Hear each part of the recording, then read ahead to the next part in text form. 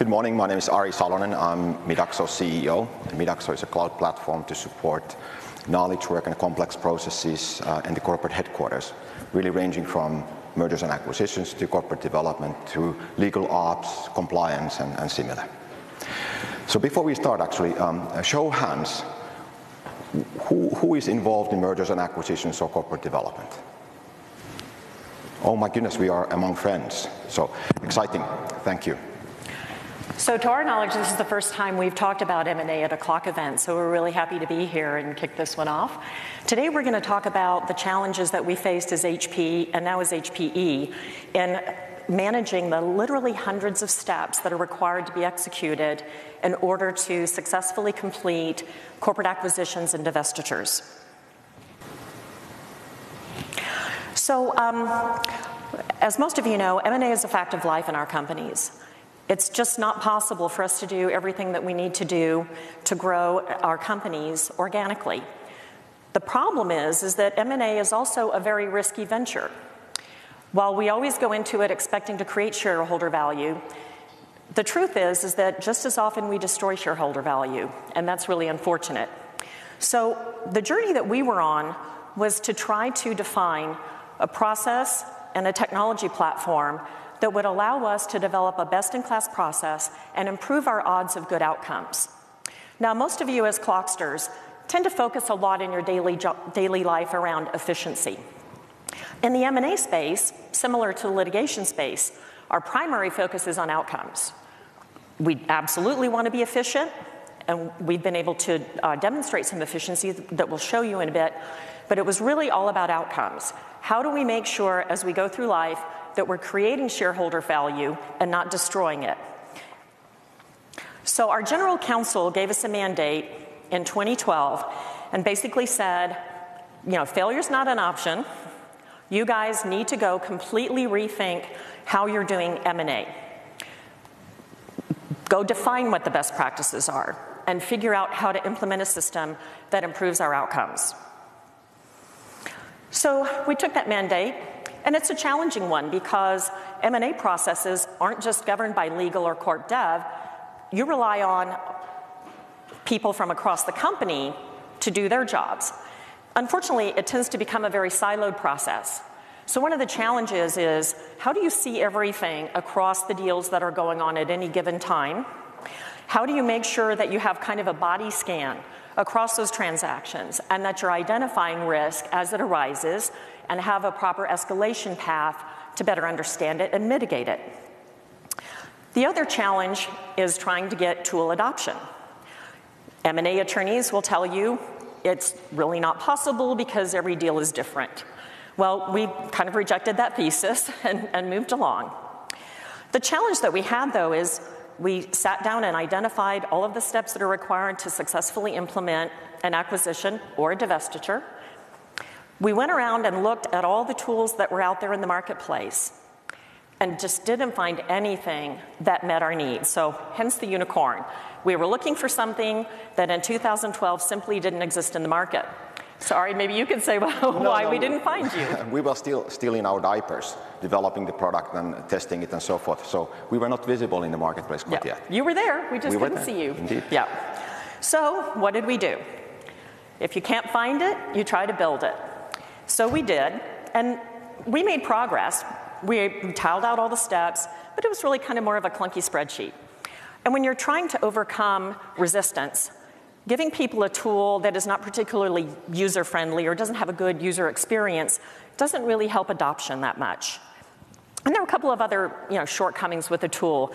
Like I said, we really wanted something where we could see across the pipeline. We could see all of the tasks at any point in time, and that it would be dynamic, not static, where people have to go in and update. We wanted basically a dashboard view of all of our transactions. And unfortunately, what we had in this kind of Excel format just didn't quite meet our needs. So we looked again. And one of the things that we did as we approached this is we said, okay, if there's not a tool out there that is exactly what we want, is there something we can borrow and repurpose? Lots of innovation is actually the repackaging of something that already exists. So we went out and said, okay, do we want a project management tool where we layer on some of the governance needs that we have? Or do we want a governance tool and adapt it to be more of a project management tool? Because we needed aspects of both. And as I mentioned, they just didn't seem to be in the market. And that's about the point in time in which we did find Midaxo. You might want to talk a little bit about how we got started. Indeed, and life is about happenstances. And a member of the HPE team had reached out and checked out our website very, very early in this space. And we tried to reach him. I said, hey, my goodness, we could do a demo and show what this platform is all about. Couldn't reach him. And our co-founder called maybe 12 times and caught him in a traffic jam in Geneva, Switzerland. And got the process started. The person then sent their description of what the HPE process is. And overnight we turned that and configured the platform for HPE's use. And obviously not a perfect configuration, it's a starting point, but at least the team, the M&A team could get started with the initial configuration of the platform the next day. So Midaxo's overnight delivery to our configuration definitely got things off on the right step. So again, we worked with Midaxo to say, this is what we see in your tool. These are the things that aren't there that we'd like to have. And it was a very good relationship in the sense that Midaxo made some changes to the platform in order to meet some of our needs, but they also pushed back very intelligently because they weren't wanting to be a highly customized platform. They wanted to be a highly configurable platform. So that was a very good... Indeed, let me say that obviously HPE is being a very large company and we being a very small company. When they ask, we take it very seriously, and we define the platform. And mind you, this is in 2014. There were no platforms out there. There were no real thought leaders actually doing this stuff that HPE was doing at the time. So real thought leading stuff, real creating what the solution should look like. So we took their advice, their guidance, didn't implement them all, which was quite hard to say no to a $60 billion company. But we tried to pick the pieces that would fit every one of our customers. And today we serve 300 customers, most of which are in the global 1,000 range. So I guess we were successful in picking the bits and pieces that supported not only HPE, but also our other customers. I talked earlier about user adoption and the fact that our first attempt was a bit clunky. So we were very mindful of what value proposition we were offering to the different stakeholders in adopting the tool. So it had to be something that the team felt was really going to make them more efficient, make their deals more predictable, and had kind of the right user experience. But it also had to serve the needs of management. It had to provide that dynamic dashboarding, that visibility as to what was going on at any point in time. And as to the configurability, we had defined a process that has, oddly enough, 599 discrete steps and implemented that into the tool. So now each transaction that we engage in has each one of those steps and action items assigned to a person, and they're tracked on an ongoing basis. So this is what the dashboard looks like.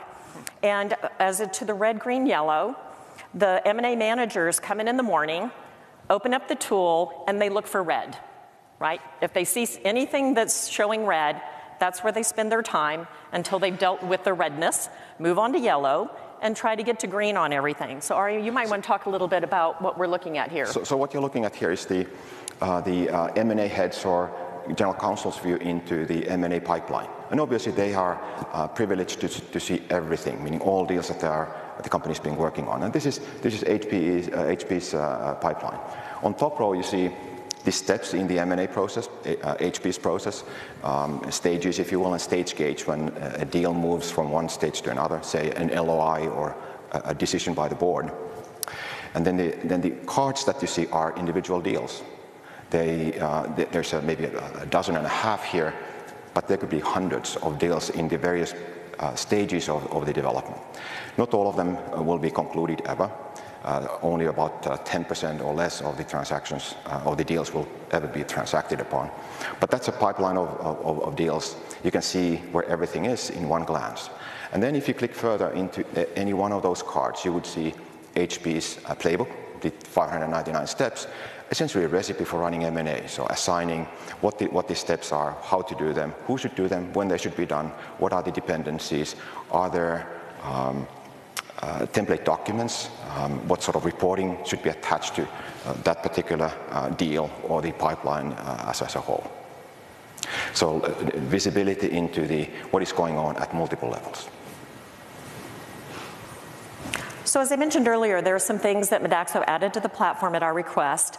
And one of them is this dashboard that you see, where we wanted to have a view not just of the red, green, yellow status or the stage of the transaction. We also wanted kind of the overview. What is the value of each of the deals in the pipeline? Which business unit is it supporting? What's the geography of the target acquisition? So we were able to represent that. So that's one of the changes that they did accommodate.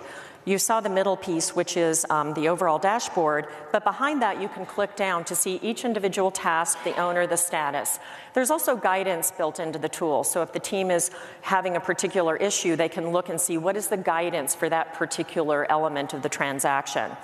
And we have a master process. It's a living document. As I mentioned, the steps are embedded in the tool, but they also are kind of organic in the sense that it's a learn by doing thing, and we periodically refresh those, and they're dynamically refreshed in the tool. So anytime we change guidance, it's embedded in the tool automatically. Maybe I can share a few points as well, is that obviously what you see is a product that has been around for 4 years, and thanks to HPE's thought leadership. So now we are seeing many other companies adopting similar kinds of CLOC-like best practices, applying engineering and best process thinking into complex processes such as legal operations or mergers and acquisitions. So we see the key benefits out of a digitalization, meaning a digital platform for that, multiple levels. And one is this obviously visibility and transparency. You can see what is going on, and I mentioned that in a bit. You can see on the slide 3 layers. One is each and every individual deal, and you can drill further into each and every individual task in that HPE's playbook of 599 steps, where they are, who is doing them, what the dependencies are. You can see the status of the total pipeline, and then this analytics approach on dicing and slicing the data to see where everything is. Visibility, transparency, and essentially one source of truth. Many companies like HPE had a sort of axiom that if it's not in Midaxo, it didn't happen. And think of all of this sort of activity, complex activity, that there are so many streams, so many people, so many things happening at the same time. There has to be a one source of truth, otherwise it results in a chaos. So that's number one. Number two is systematization of complex processes, applying the sort of process design principles, making them repeatable, making them become better, and that HPE has done masterfully. Running a deal, running a playbook, and at the end say, my goodness, we could improve this, that, and the other thing. For the next deal, you already have that in your playbook. It creates this sort of compliance with your own processes, but it also diminishes hassle, administration, mistakes, risks, and ultimately resulting in business benefits. Think of, say, cutting your due diligence time into half, or capturing post-merger synergies 50% faster, being able to compete with private equity firms in bidding for customers, or bidding for targets. So the whole idea is to diminish the chaos, to create efficiency, so that you can actually you can get business outcomes out of your M&A. And that's why you do M&A, or corporate development, or legal operations. One of the other benefits that we saw is as we systematized this, our attorneys really became much more capable of executing these transactions. They became the subject matter experts. So we transformed the way we work with outside counsel in the context of M&A. In the past, it was more typical to hire a firm and pretty much have them execute the transaction, end to end. The way we do it now is our M&A team actually runs the plays. They engage outside counsel principally for scale, places where we may not have local presence or particular subject matter expertise. So we still engage outside counsel, but in a very different way. And it's also produced some significant savings on our M&A transactions. So Ari talked a little bit about velocity. Had we not put this tool in place when we did, we could not have achieved the results that we did. We've closed 76 transactions since we implemented the tool. often several per month. We explored 243 potential companies, and on average, we get to signature in 27 days.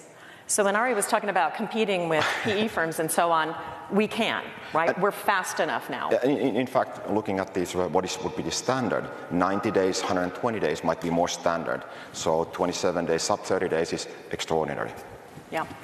And we all know time is money when it comes to legal. So this is a significant savings for us, and we're able to tackle a lot more volume.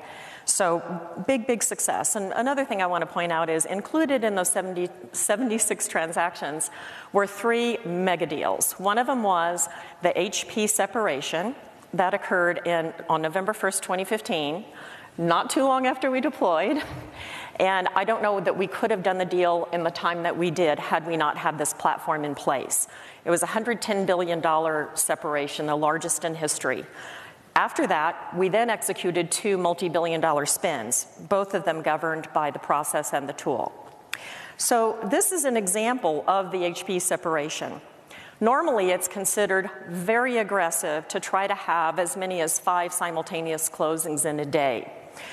We had to complete this transaction, this mega separation, in roughly 1 year, which is pretty much unheard of, both in terms of, well, in size it was unheard of, and in terms of velocity, it was absolutely unheard of. And these green bars that you see over here, I mentioned, how our team would come in and check for red in the morning. On one day, we had to complete 71 simultaneous closings in countries where we basically had to stand up a new co that was going to take the assets, the people, the liabilities of their side of the transaction. And so on that one day, we completed 71 simultaneous closings. Pretty much unheard of. Most people wouldn't attempt it. By the way, I think the Brits would appreciate a tool for their Brexit as well. Yeah, this would be a good tool for Brexit. So I talked a little bit about the mega deals. Again, had we not put this platform in place, I just don't think we could have executed these transactions as cleanly and as quickly as we were able to. We basically had to separate through these 3 major spins, $80 billion worth of revenue, over 22,000 patents had to be divided up, people had to be allocated to each of the companies, contracts had to be assigned, in some cases separated themselves. And obviously there was a ton of time that was put in by our attorneys just organizing and orchestrating all of this. But at the very beginning I talked about the risk associated with these mega deals and the fact that on average they come out about even as opposed to creating shareholder value. But what we were able to demonstrate with these 3 transactions is the creation of $20 billion of shareholder value. So we got the outcome we were looking for. So I talked a little bit about bringing work in-house in M&A now that we had the tool and then we had the systems in place. Our teams have become very competent. We use outside counsel selectively. We do use them. But we're also a little different from a lot of you guys in that we track our time internally. So our M&A attorneys on a daily basis will indicate how much of their time they spent on a given codename project.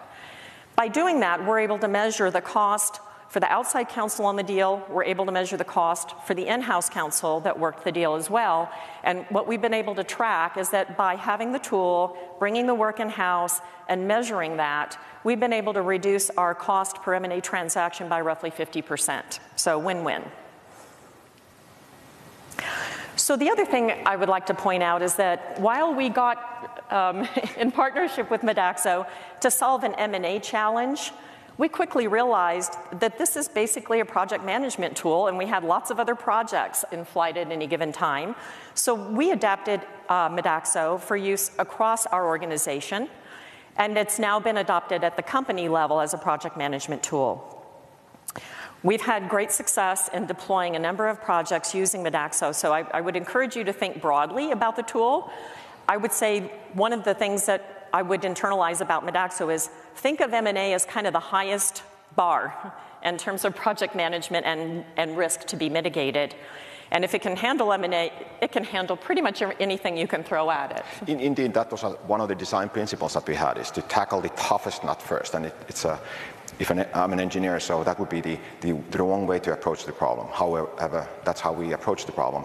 And picked M&A because it's most complex, most external stakeholders taking part in the deal, most documents, highest security requirements, etc., etc. Very, very complex. So the thinking was if our smart platform can handle that, it can handle much more simpler type activity, say Six Sigma or real estate transactions or compliance activity in the enterprise.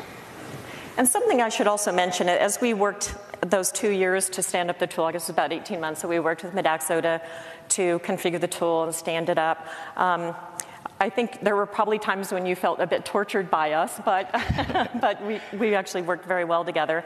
But one of the things I should point out, given that M&A is not just challenging and risky, but it's also highly sensitive. So we obviously built into the tool, working with Midaxo, the appropriate cybersecurity checks to make sure that the tool was in fact secure. So you might want to talk to that a little bit. Indeed, and this what torture is, starts to describe the process.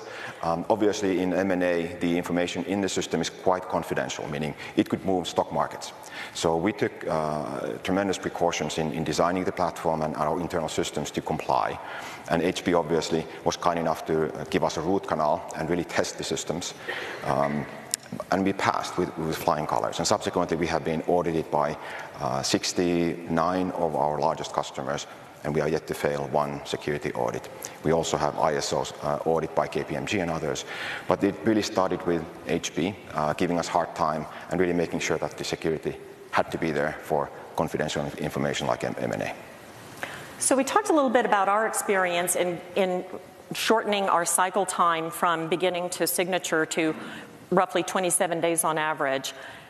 You might want to talk a little bit about the experience that you've seen with other customers. So that actually is very consistent with our other customers who have seen sort of halving or 40% reduction in the time to achieve things. Obviously, mergers and acquisitions is a mechanism of achieving objectives. And the objectives are, say, synergies, meaning cost synergies, meaning cost reduction, or revenue synergies, meaning more revenue, cross-sell, and so forth. And if you can achieve these sorts of benefits faster, that increases your odds of success in M&A. So what we have seen across our customer base is that the sort of time reduction in due diligence, for example, is about 40 to 50%. Obviously saving quite a bit of the external lawyers' cost, but also makes the buyer more competitive in the current very hot M&A market. And if you capture synergies, say 40% faster, as our customers do, that starts to add up to big dollars, big benefits, increasing the odds of success in M&A. So we've talked about most of these, but I'll just kind of recap the benefits that we've seen by going to this digital M&A process and kind of making it part of our culture. It allows our people to really focus on what's important as opposed to just having a bunch of checklists that they have to go through. M&A is very checklist driven, but by systematizing it, we allowed people to really focus on the tasks, on the issues, on mitigating the risks, and improving the outcomes. We have immediate access to the data 24/7. We have a global team, so anybody at any time can see the status of any deal that they're associated with. It's used company-wide, so people in the business units, in the intellectual property team, all of those who need to play a role in executing the transaction have access to the tool. Obviously, it's role-based. They only see what they're supposed to see. And the other thing is outside counsel has role-based access. So they go into the tool and they update their action items and see the status of their work as well. So you might want to talk a little bit about, the onboarding of the outside counsel, since I think that's also been one of our efficiencies. So engaging externals, not only counsels, but consultants and bankers and others, is as easy as inviting them. Essentially sending an email from within the platform, say, welcome to Midaxo. And when they log in, they would see only the things that they have been privileged to see, meaning the project or projects, the specific activity that they're supposed to see, and they see nothing else. So their view into the platform is very much simplified. They don't see that 599-step process with a lot of documents and attachments and instructions, but they see maybe one activity. Review these patents for example, in a tech due diligence. So getting them on board is not only quick, but it's easy for them to use it without a massive training effort. So we have seen our corporate customers really invite the whole deal team, being McKinsey's or law firms and bankers, into the mix to actually drive these deals, and hence not drop the ball anywhere in these handovers across the company's border. So again, we started this journey to improve our outcomes, but as you've seen, it lowered our transaction costs by 50%. It greatly increased our deal velocity significantly down to the 27-day mark, and it also gave us the ability to scale, to handle many, many, many more transactions with the same amount of staff. So really, really kind of hit on all the buttons that we were striving for. And as you saw, we were able to execute those 3 mega spends and create shareholder value, which was really the whole point in the first place. So wanted to thank you for attending. Also wanted to make you aware that Midaxo is going to be doing a demo session at 3:35 this afternoon in the Donatello 1 room, so invite you to join. Yes. And we finished a little ahead of schedule, so we have time if there's any questions. Happy to answer, yes. Yes. Please. This may come up in the demo. I'm particularly interested in the user experience. I mean, these databases are only as good as people contributing status reports and what's going on. What's it like for your in-house team? I mean, are they expected to put in a daily or an hourly status report on what they're doing so that the dashboard's up to date? I don't know that it would be hourly, but obviously it's kind of more event and task driven. When you'll probably see in the demo, and you might want to talk to this a little bit as well, you'll see how all the tasks and the owners are cascaded. And so each owner is expected to keep it up to date. Obviously, if nothing has happened, they don't need to put anything in. But as steps are completed, they're expected to update. And they're also expected to flag any issues.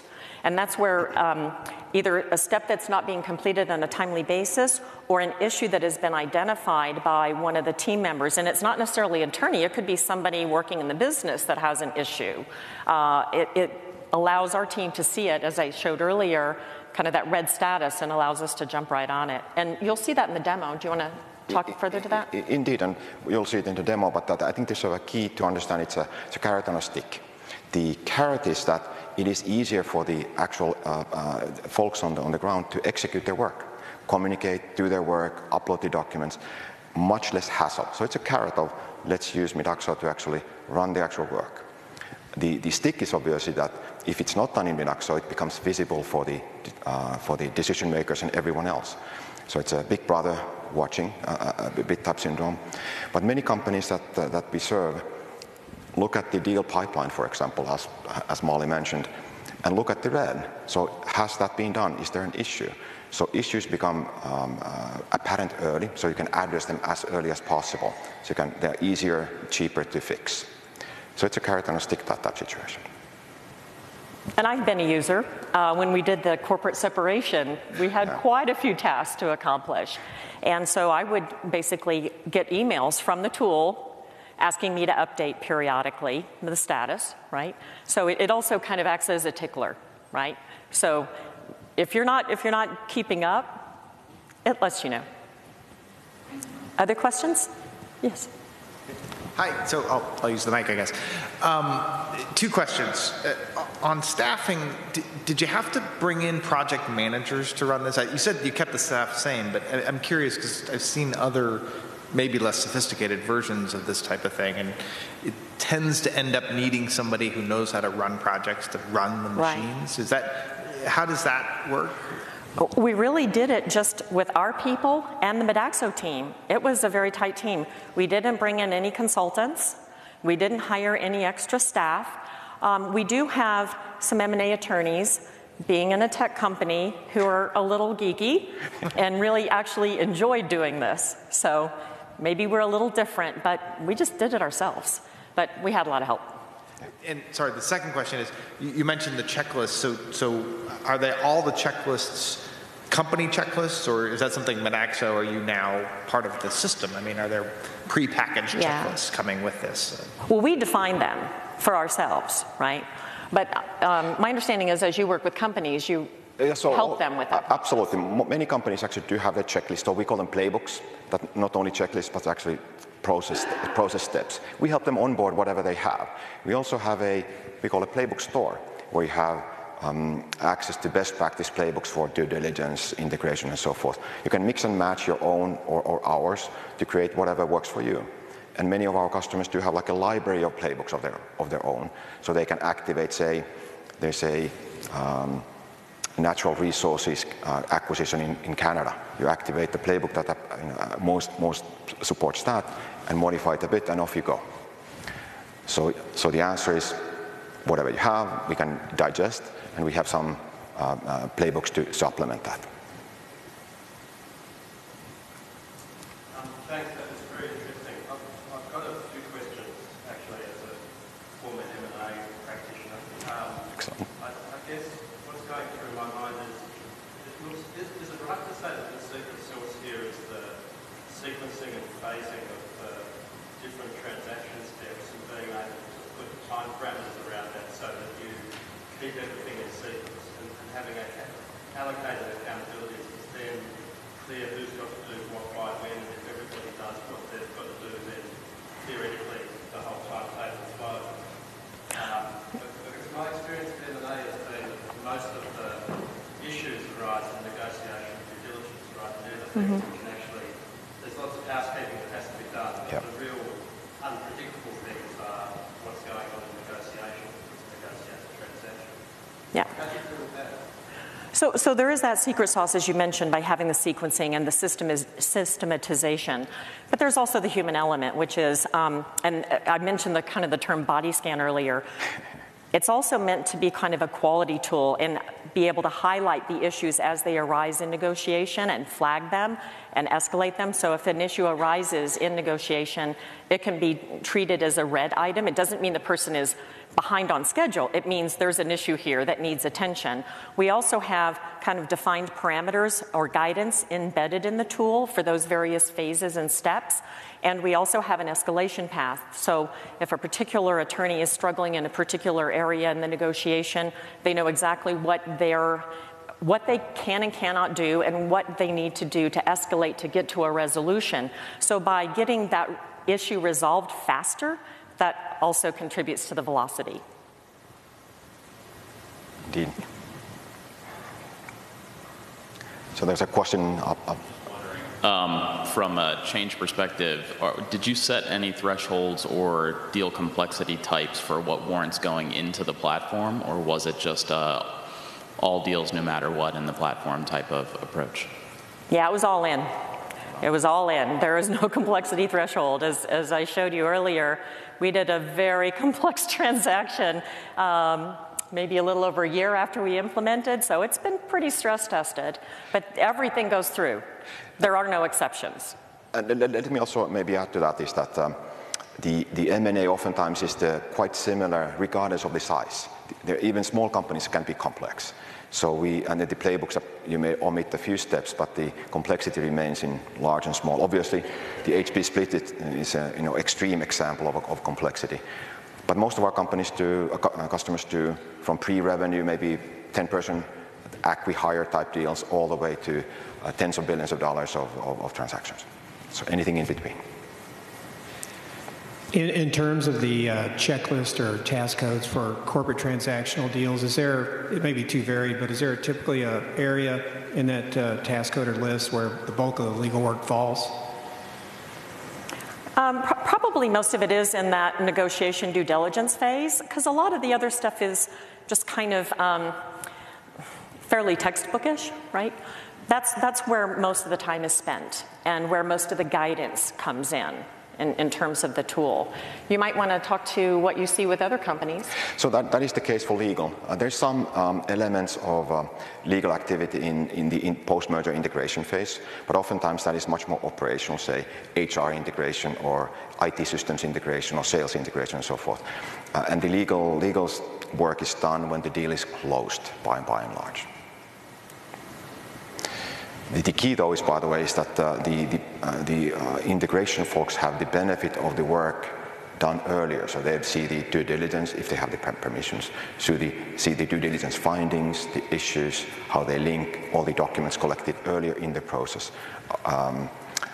Even though they might not have been participating in the due diligence, they have the benefit. Where did the time saving come from relative to running the entire process as simply a sell sheet? It really came from the ability to find and resolve issues very, very quickly. We don't churn, we don't lose time where we have to identify something and go do the rework, right? You don't have to backtrack because you're finding and fixing and addressing issues as they arise. And also just the fact that the team gained a lot of capability, but it's kind of the learn by doing, and the repetition also contributed to the velocity. Systematizing it, just pretty much all the steps being laid out so cleanly, and having the escalation paths allowed us to avoid all the churn that typically goes into these things. And particularly in the integration, there's a lot of hassle, a lot of coordination, communication, reporting, and so forth. I did a lot of M&A work in the 90s, and that resulted, the integration resulted in a lot of 90-hour weeks, a lot of calling, compiling reports, and so forth. In fact, I lost my hair doing that stuff, so there's some benefit. Avoiding the sort of hassle and complexity and administrative and sort of routine activity that the platform does for you. And on one of the earlier slides, I mentioned that we had completed 76 transactions since we deployed the tool in 2014. But there was also another statistic on that, which we had looked at 243 transactions in total. And sometimes it's not how fast you get to yes, it's how fast you get to no, right? If you can cut that cycle time where there's a deal that should not go forward, right, because it's just not meeting your requirements, to get to know fast has a lot of value as well. So a couple of follow-up questions, if I may. How much of this was driven by senior management wanting visibility at the different stages of the transaction? And as a totally separate question, what was the process by which you got the team to buy into this? Because I guess on your spin-out, you must have had thousands of people literally working on that transaction around the world. How do you train people, get them all on board, and then get them to use the system? Using it was really not an option. We could not have completed the transaction as quickly and efficiently without the tool. So going around the tool was really not an option. We had actually deployed it before the spin work began. So that wasn't really the driving factor. The driving factor, again, was we had been doing a lot of M&A transactions over the years. This team's been at it for many, many, many years, and just kind of saw that the outcomes on some were good, the outcomes on others not so good, and it was just the idea that we want to improve our odds. If we're going to go acquire a company or do a divestiture, 50-50 is not good enough, right? It was really all about outcomes and improving those. So can you just tell me about it? How does having this tool improve the quality of the transaction value? A big part of it is identifying risk. Often it just doesn't surface, right? There's a team somewhere in the company that's working on something, the escalation, the identification, the issue raising. And so I mentioned earlier, part of it was about how do you flatten the silos? Because often issues get trapped in silos. You don't see them, and they percolate, or you close the deal, and then you find out that this thing didn't get the proper attention. So, the team refers to it as a body scan, right? Instead of somebody doing an arm and somebody doing a leg, we see across the whole thing, and we're able to escalate and identify those issues. And as I mentioned earlier, in many cases, get to know, right? And quite often that's the right answer. So avoiding bad transactions is a big part of the value. And let me also just describe how things are done in the past, and actually most companies do it today. A lot of individual productivity tools, Excel, PowerPoint, SharePoint, CRM, things fall through the cracks. Humans have to act as the integration force. Things are not, it's almost like an apprenticeship model. You have to learn it by doing. Key documents are in your hard drive, in my head, or some binder. The platform consolidates all of that. There's one source of truth for what should be done and what has been done. And the other thing that the team was very mindful of is a lot of project management tools are all about workflow, right? Getting from one step to the next. That was important here, but the quality aspect was something that was absolutely critical. And so that was a big part of our work with Midaxo, is how do we kind of create, again, we refer to it as the body scan, how do we create that body scan? Because that, understanding those issues was more important than time. Time's been a great benefit, but it wasn't the reason we did it. Yes? So I had two follow-up questions. One, I think implicit in your remarks is that the Midaxo platform was made available to and used not only by the legal team, but by, for example, the biz dev team or the subject matter experts at right. HPE. Is that right? Absolutely. So in my team, we have them here today. We have Lean Six Sigma black belts that handle a lot of projects across the organization. We do legal projects, but we also have real estate, cybersecurity, a lot of projects across the organization since we're bigger than just legal. One of the things we did as part of our rollout is put all of our solution projects on this tool. So we manage pretty much everything, every project we undertake, we manage through this tool. We also showed it to our company level Lean Six Sigma people, and they decided to adopt our methodology company-wide. Did one function in particular sponsor the Midaxo platform, or? The legal organization did, absolutely, yeah. The last question I have is, a lot of M&A, especially private, as you would know better than I, will come with post-closing escrows or liability management after the deal closes. Do you use the platform to manage the deal after it's done and signed? Those are steps, right? Anything that has to happen to complete the transaction is a step. One of the things that I hadn't thought about is they even have this function that helps for the guys, because once the deal is closed, the work isn't done, right? There's still a lot that has to be pulled together. And they refer to it as, the deal Bible, which is all the documents that have to be pulled together before the work is done, not just the escrows and so on, just even the documentation. One of the things we like about the tool is the documents are imported into the tool as you go.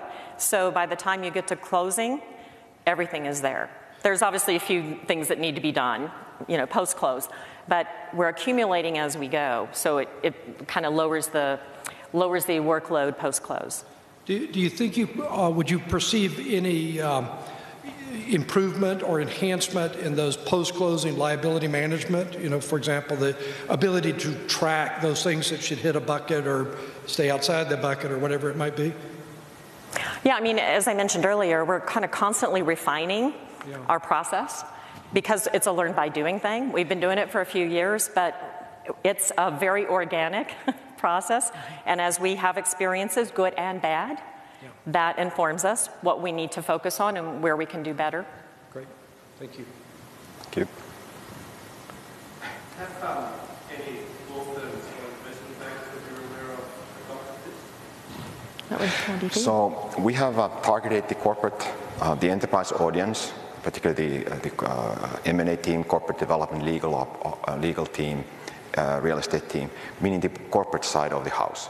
There has been a lot of users invited by the enterprise, our enterprise customers, legal firms, bankers, auditors, and so forth, but really haven't targeted that spectrum yet. Although we now have, if you think of half of the top 10 consultancies, the management consultancies supporting post-merger integration activity, half of them are now starting to use Midaxo to support their service delivery. So when they support a post-merger integration activity, they invite their end client, they have their playbooks in the system, and engage their end client on Midaxo. Yes? You mentioned this a few times, but I was wondering if you could speak in a bit more detail about how you use external counsel now. And, sure. And one thing I'm curious about is whether any of those 76 completed transactions you were able to do them fully in-house. I'm not aware of any that we did 100% in-house, but the way we allocate the work now is largely based on scale. So for example, if we're acquiring a multinational target, we don't have legal staff in every one of those countries. that is an M&A. We might have legal people, but not M&A team people. So we'll use them in a country-specific way, or we'll use them if there's a particular subject matter expert that we need. And we also, quite frankly, just use them for scale. We have a fairly small team, so we can't bring all of the work in-house, and that's really not the goal, because like anything, the legal work in M&A, while there's always a little something going on, it can have peaks and valleys. So we have a staff that is capable of handling a certain amount of the workload, and outside counsel kind of helps with the peaks as well. If we were to staff up to that level, then we'd have people on the beach part of the time, which we don't want. So it's, again, kind of a resource optimization equation for us. But we are increasingly doing the work in-house and saving 50% on average. And to add to that, I think the key is that our customers tend to then claim the control of the process. Meaning they are the masters of ceremonies now. They, rather than outsourcing the whole thing to somebody, say a law firm or a management consultant, they are in control. They define what the process is and use the expertise where they need it. So it's a smart way to run their process rather than the consultants or law firm's process. Yes? So you mentioned that your legal team now adopts this tool for other projects. Mm-hmm. Can you give some examples on guidelines on what goes in or what goes? I'm going to pick on Michael. All right, real quick, I view Midaxo as a complex process management tool, and so anywhere you have a complex process, I don't use it for iterative processes, but like a consistent process, like a tool like Six Sigma, gives specific steps. So that's a great example of what the Six Sigma program office would get, and there's a guide, so your experts who write how to do each step. So you have your best-in-class knowledge from your top people giving instructions on how to do each step. Then I use that to basically say, here's how you use the tool and groups. So HR is going to be able to use it now for a variety of processes. I'm not even sure what they're going to use it for at some level.